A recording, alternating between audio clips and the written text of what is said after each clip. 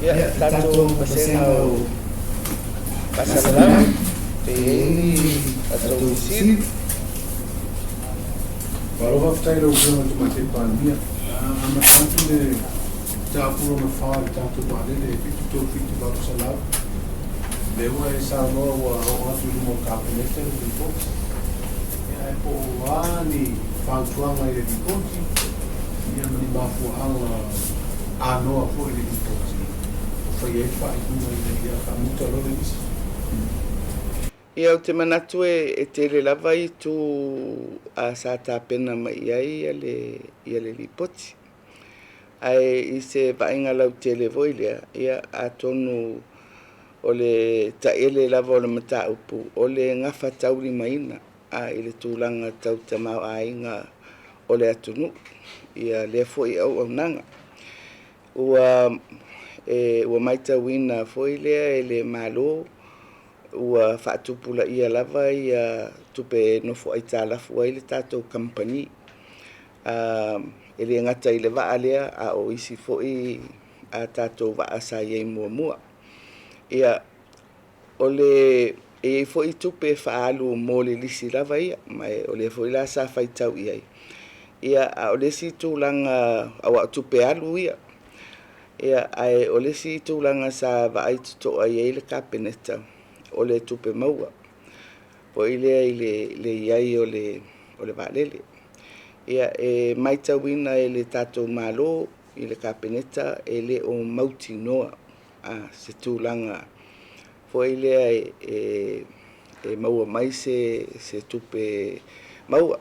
Ia so se pisinisi lava e taimi po ilea e tau awao mai ai ia le tupe maua e whapaleni ai le tupe walu ai petai. Ai meise le nei vai tau i le maale ale o le tūlanga o lo iai le lalulangi le kovite o le lava o tātou moli mawina. E fo ilea e ua atilia i lava le mauti noa o tupe maua e mawhai ona tau whapaleni ai.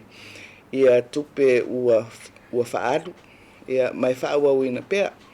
Ia ai maise ia le tūlanga ua maita wina ai foi. Le tele o le tūlanga ia le iase si upu o le ngau. Pe atu ai se whaupunga tu sa o lo ia i le tātou company valele. Ia maua manatu ai. E sili le whai o se tāpenanga i se mea mautinoa o valele toi maua. O le lava ia manoa mo au nanga e whemalanga i le tunu.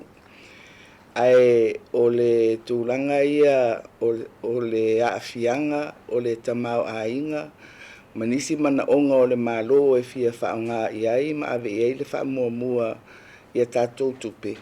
Ia o lea ua whaiei ia le whai unga.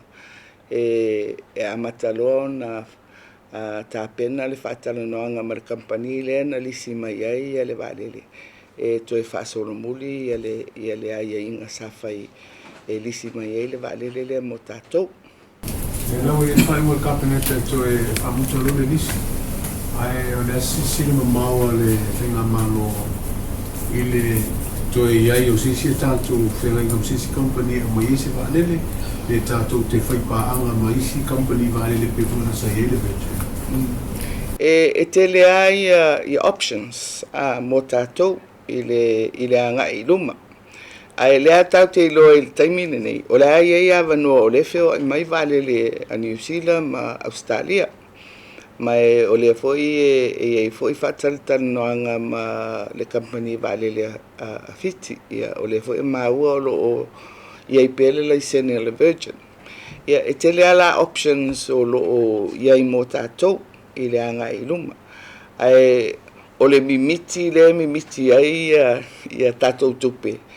I le whainga o le lisi lea, ua manatu ai le malo, e sili loa ona tau fia i se tūlanga mauti noa mō le nei taimi. Ia, ai to e tau whau, ia, wa e lua ai ia mea, o le ngai o inga e whai mō le valele to e whaafoi, ma le lisi uma na whai, ma le ngai o inga e whai mō le tātou company. Ia wa o le ai ina ia tātou aseta ia tātou valele laiti e iai. ia e foi le tūlanga au nanga foi le fatino e le company mo le feave ingo foi le outa i le malai valele ia o ia foi na isi au nanga o lo ia le au whainga luenga ia ai o le me sawa ia o le company ngau mai foi le o le mea titau na fai ia o le whaamuta o le tupe alu ai tau whaamau popo mai po le ale fufo o le whaafitau Afioga tama'itai Palemia e mumuta atafisili au tanga vaya. Le na sam no ia na Afioga ni minista fo i tūlanga fo le a fo ia le vaalele.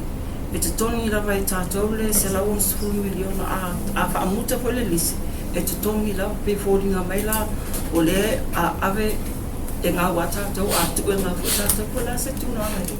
Ia, e nā se fuafuanga le nā i runga o le malianga pea ai o le ia le whaamoe o i le komiti le ua tōwhia e mawhai ona whaanga solo ia se whaatara noanga o le mataupu ai afua ia i mena e te tau mai whape o sauno atua ia le minista o le ia e fua la po fere tu petele atu le whaafoi petele atu le ia wa o le whaafoi ia a tongi loa uma a ole tu ora vale e alua ia e tau whaapopo mo tatou e whaawau ai pea ia marutulanga foi la na e tau ona whai ei ia se fuafuanga i le mele o le tu ora vale ona e alua ia tu. Does the government have 180 million for breaching the lease? Yes, or we can access 180 million, but it's a question whether that's a priority we want to accord. Le fuafuanga la le malo ia. Te le isi mana o ngau lo ia i tutono le tunu ave ia le whamuamua. Hello, Afioga. E se mai mataupu ai fosi. E a mota manoa. E fsili atu lo Afioga i le tūlanga i whaamamai ngā komisina o whainga palota. O mai luma lautou kāpeneta. Ia malona tōwhinga fōlea o ia le sui presidente o whaamisina mo pūmua me swafa. Ele i o mai i luma o le kāpeneta. Ua maua i whaamitalanga i lunga o whaasaralaunga. Nasa sisira rau Afioga. Le whatua mai atu tātou palota le titi. Ia le use atu ia le Afioga whai malo mutu mo i lisi tōwhinga. Ale nei nei vaenga vo ia le o mai o i o le teimi ia pe i fuini tangi o le palota la titi. Nasa sisira rau Afioga le te malo malo whainga malo. Ia, o le mea ia i le whaafisiri. E fua i le mea ua tupu, ma le whiriwhiringa ai lato e whaia i a whaiunga. Ia ai au se whaiunga le a whai malo i ua whai. I le tala whea ngai, pole le tala whea ngai, ai maise o le nei vaitau. Ia, e le o se mea voi lea e eiso marosi e o atu ia i e whaavase ngai i era mataupu le nā. Ai mo le tangata voi le pe whapeo le te whisiri mai au i lo tauwhi. Ia il me voi le tu le rei sesi ngā ruenga i ona whaawa wai le i sesi ngā ruenga. Ia ai atonu o ua maua ia le avanoa lea. Ia au se avanoa fo i ua longo ina mai au e le minista o whamisinonga.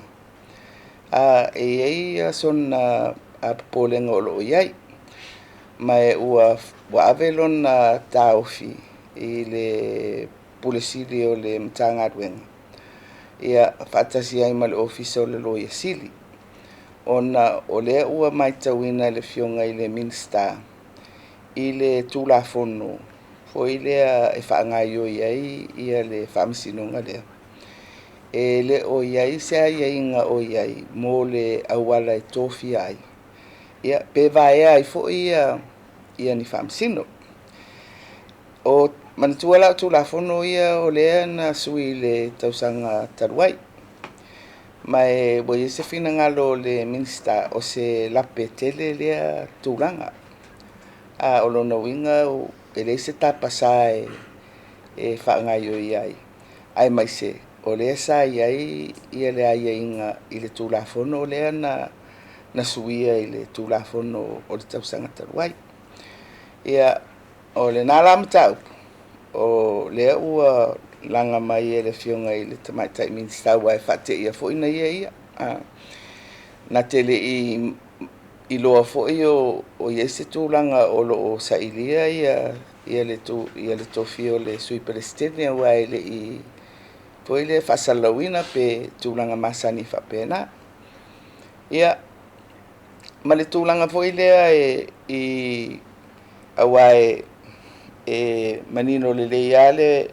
galuega foi le fa'aminista ia ma le galuega foi o lo'o gafa ma le aufai galuega i le vasega o fa'amasino ae o le mea moni ia o le fa'amalama foi lea o le fa'asoa o le tupe ia o ina la e nofo ai ia le va'aiga le minista e pei la o le fa'ate'ia le fioga le minista ia mo fuafuaga fo'i i le faia o ni tofiga ma tulaga fa'apena ia e tau fo'i na iai lona silafia mo fuafuaga mo le matagaluega ma tapenaga e talafiaga ai ia o te manatu o se mataupu fo'i la na o lea la fa'agasolo ma fa'amanino lelei o le ala sa se silsila lo finga pan o se lapena o tapenaina o tulafono le mo pasia le fasino i le tofinga le sui presidente ia ma le vala le manista i le tulaga tutupe aua e foliga mai lona uiga afai e leise aiaiga le tulafono ia lona uiga afatoa la minista e leise totogi ia o mea umana foi lea i le tatou tulafono le na sui na lugala alo ai foi ma tulaga fa'apena ma e fai o le iai o ni aiaiga e pei la o le mataupu lea ae o lea fo'i ua maitauina e iai aiaiga o lo'o iai ae lē o mafai ona fa'atino ona e lē o iai tagata e iai le tomai e fa'a foi lea e fa'atumua avanoa ia e pei la o to'iga mea uma nei ia tatou tulafono e fai e tau ona fua fo'i lea i le gafatia foi lea ona fa'atino ia ma le iai o le tulafono e fa'atonutonu ai ia le faiga o lea mea ma lea mea pei o le filifilia o e tula'i mai i tofi o le fa'amasinoga Ua fioga whamon le tulaga le sitanga bensini pe o le ua tele finagalo fa'aalia pe tautuaina le malo le sitanga bensini fa'amatai e se fesoota'iga o le fa'apa'u foi le auaunaga pe o tau le Tesema suavai ma le si'iluga o le tau o le bensini pai o le fa'amanino le tulaga ia leai e lei se fesoota'iga o le fuaina o le tau o suau e gafa ma le tatou matagaluega o le tupe ma e se lava ia fua e aoao mai e le matagaluega e fua ai le tau o le suau ma e taʻimasina ona fai ia o te manatu o tatou uma ua fa'ate'ia i le fo'i la'asaga ma ua la talata i 10% ia le si'itaga ia a le asa tatou o mai foi lea pe o le averesia a tele ua 2% pea ia o lona a le tulaga la lea ua tula'i mai le 10% ia o lea fo'i la e avatu ai fo'i ia se fa'afisili le tatou ofisa o le tupe foi lea i le fa'atusatusa la o le tatou faiga le fua ai ma isi atunu'u ia ua e te'i ua alia'i mai ia o le 10% tatou ae 2% ia ona tupu la ia lea o le fisili po la le mea le tupu iā tatou ia Ono mea lava o lo tutupu ia atonu o nasa whaia le whasisilanga le official tupe na fionga le tama'itai minsta. Ia e ui foila e pe e whate ia ia tātou. Ia elele ia le tuliloa o whaavai o lo whaia ia fua. Ia ma le whainga fo i o le whaatau mai ia tātou pisinesi, a tātou pensini masuau. Wa le sa tātou sau fo i se whainga fo i le sa whaatau wofu. Ia le i company suau. Ia o le fo i la e tau fo i ona vai fo i el tātou malo i le nā fo i tafa o le mataupu uma le nei. Ia pe ei se tu e fisosoani ai le tu ai ngā whainga le whao ngā e tātou e whaatau mai ai a tātou suau. Lo fionga o le vai musi le o le variant le o le Omicron. Le utulanga pa a te fono o tātou komiti fo i le o pui me whamika. Se o le ase te penanga o iai al tātou tunu a pisina malo i pui ngā lava ia o tātou tunu e misi le tau fōpoi tau tala tātou tua o ina tātou sanga ia le fua le a whaia kuki si masima tau sanga fōua e o to mai Omicron i rātou. Ia o te iloa e tutusa lava ia le langona o tātou mata penanga o le ufa i u ngā whono iai e pei fo i o isi atunu. Ua wawe lava o na fo i lea whaailo ia atunu ia ua o iai ia le variant lea. Ina ia tuu i lungo le lisi fo i lea e tapu. I le o mai ai o tangata whemalanga i mai atunu una. Mai o se mea te tau ana whai. O le mea fwoi la e tau ai. O le tātou wāwai atunu ui e tau ala mai ai ia tangata malanga mai Samoa, mai Sea o New Zealand, Australia. Ia o nā fwoi atunu e ono mwhai o na ui mai ai, a leo o vai atu i whasalaunga atunu una. Ia o la lava o whatulanga fo ia lātou le tapu o nisi mai atunu uia ua li potia o lo iai ia le sifoi variant le o le COVID. Le o tala tu lisi a fiti. Le o iai se sira hoi le nei te ni pe ono e le tātou malanga uia tau tala mai e le atina o tala tafa. Ia, o le pena whatalanoa fo isi tātou whatalanoanga le mataupu na. Ia, o le mea le sa fiatuliloa o le tātou porkalame fo i le o tui puipuia. Mai mo mia lava le tātou ausia fo i le o le tūlanga le mo mia mo le puipuia o le tunu. Ia, o le taulalata lava le salau pasene.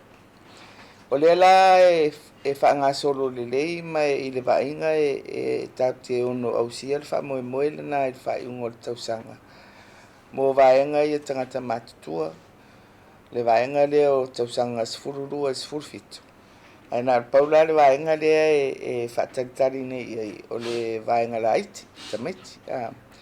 Mai o le fo'i ua amata o na whaanga solo i a tui. Whapitoa mo tamaiti, mai e fo le wha moe moe o la whapena fo i ona wha o mai fo i a ia tui mo lea a vasenga o le tunu. Mai i le vainga ia, a mawhai ona tātou au sia le puipuinga i tau ala mai i tui. Ia ona tau whaingofia i le ona tala atu ia nisi o tātou vavao i e whai. Ia ai mai se mo a manoa e whemalanga i mai ai. Ia tangata tawhau. Ia oa o e pei o lalotonga ma fiti ia tunu uia taulalata mai a tātou o le ua amatana tala maali ia lātou fo ia tua o i mo tangata whemalanga. Ia atonu fo ia o ngā fo i mo tātou ia mataitu. Ia mea e ari ai mai. Le la watu le te mo te mo ia polo inga. Le ta puli le spulu ia. tatou whalawhawhiwhia a lewa au mai ke se teu mawhore al kapineta lewa tala me lea somofua le asfaile le tasi ma me awa e astona e sumua le pōna se me koe tau clarify ati. Ia. Awa o tatou whalakalapua ia. O le mea sa waifo i laso na o ai runga le lua le vaveau. Ia. E pe ala o le nganga lava ia o e whai o pisinisi. Ia. E whai o fia tawhau tangata. O whatever na tau fiofi. Ia, mai se le tatou te anga ia tu i aso fia. Ia o le sea mea tere o le pingo. Ua matua i fia, ma le au whai pingo i el nei taimi i le alato o le whaasara raunga. Ia, mai se moa fia o astona.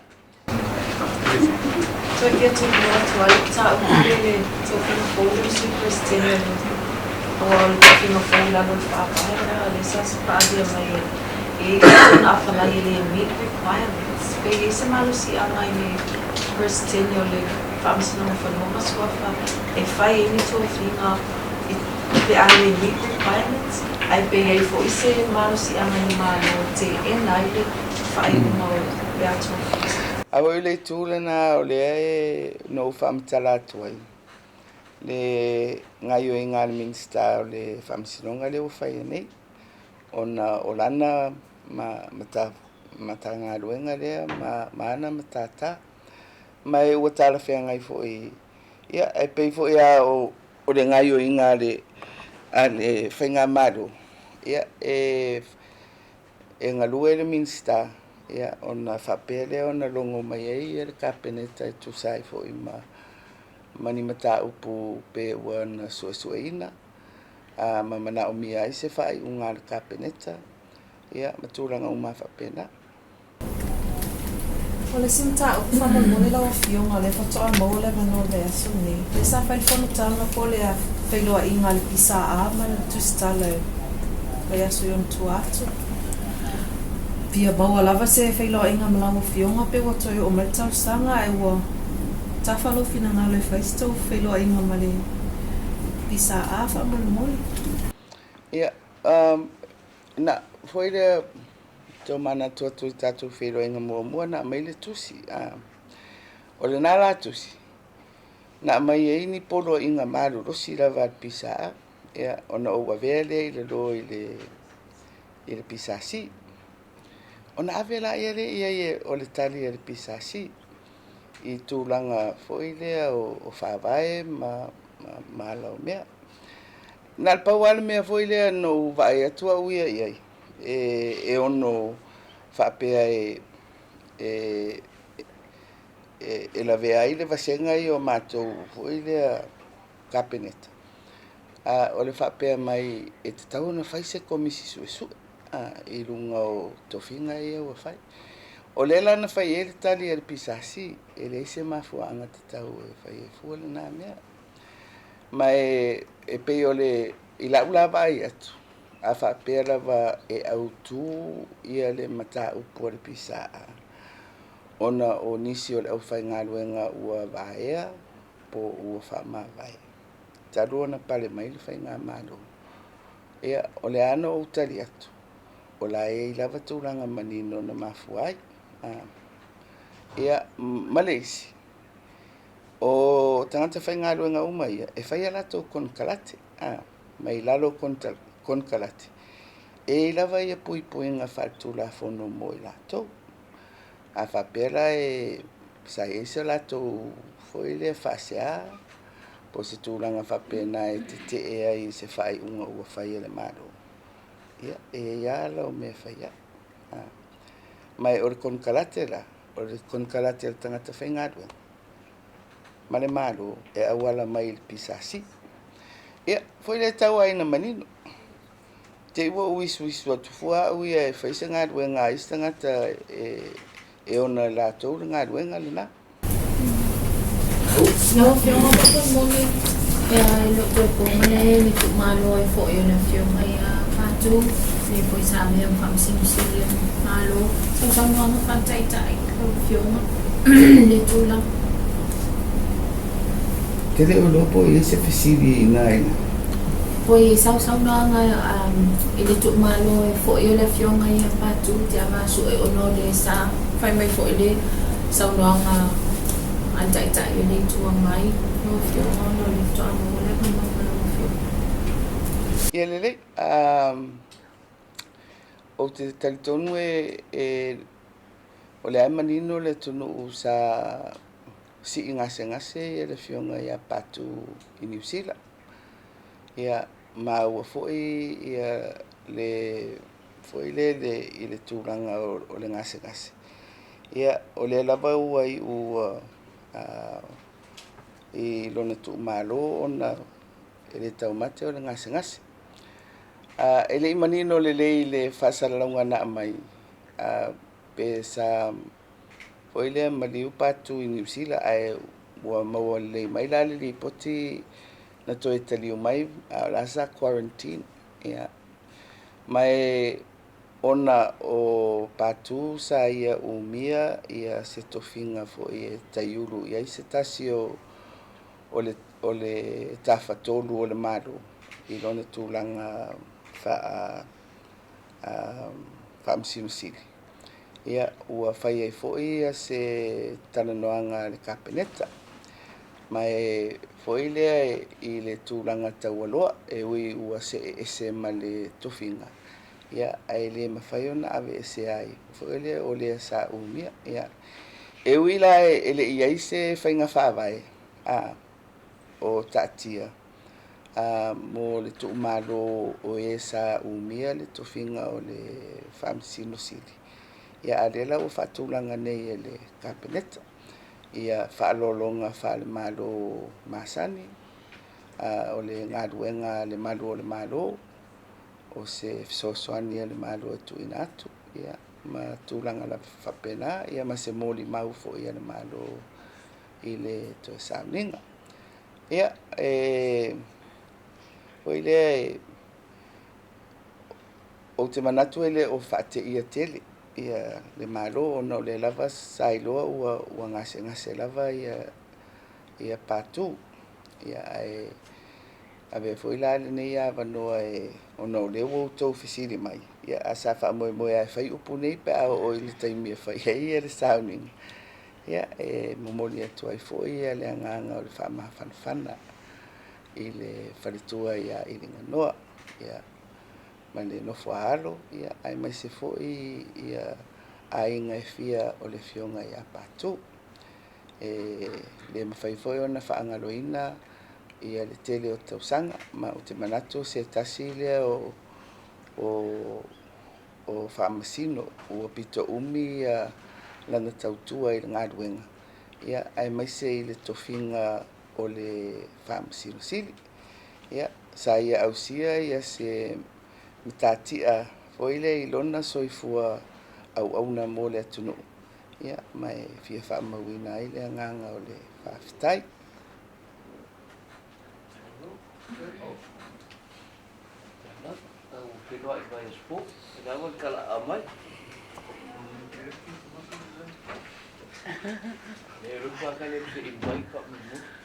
Hello,